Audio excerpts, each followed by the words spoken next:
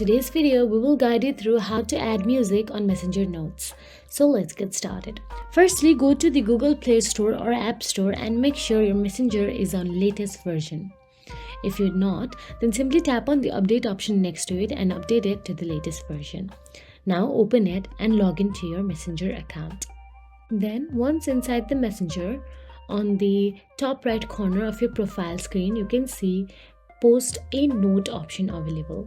You can see right above your profile picture, Post a Note. Simply tap on it and there you will get to see music icon available.